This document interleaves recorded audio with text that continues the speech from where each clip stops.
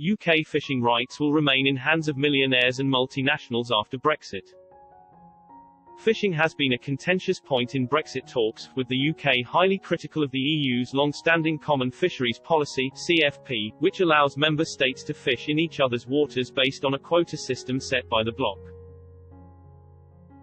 The EU's own mandate for trade talks says the UK and Brussels should fix a long-term deal on access to each other's waters in exchange for a free trade agreement (FTA), but the UK is pressing for annual talks to set those quotas, with the ability to block EU vessels if those discussions break down. France is one of many nations dependent on British fishing grounds, and before the negotiations even started, it was Emmanuel Macron's government who made it clear to the EU's chief negotiator Michel Barnier that he had to push for stronger commitments on regulatory alignments in return for maintaining free trade. 7 months later, and with less than 2 weeks until the transition period comes to an end, an agreement still appears far away. As many Brexiteers wonder whether a no-deal scenario could be the only way to get back control of British waters, a 2018 investigation reveals that even if there is no agreement struck between the EU and Britain, the majority of UK fishing rights will remain in the hands of a small domestic elite and a handful of foreign multinationals. The Fisheries Act published in 2018, which sets the legal foundations for the UK's fishing industry after Brexit, does not see any redistribution of Britain's existing quota rights.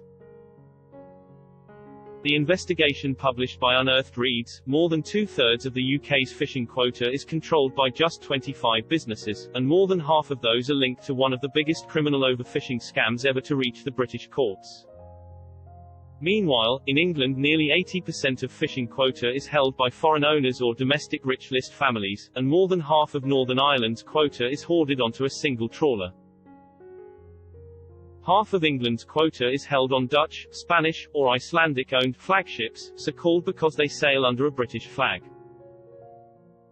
One Dutch multinational alone controls around a quarter of English quota, the investigation found.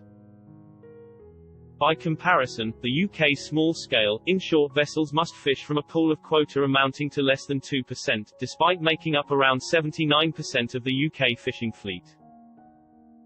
Responding to Unearthed's findings at the time, former Shadow Environment Secretary Sue Heyman said that ministers needed to take urgent action to use the powers that they have domestically to redistribute fishing quota to deliver a fairer deal for smaller boats.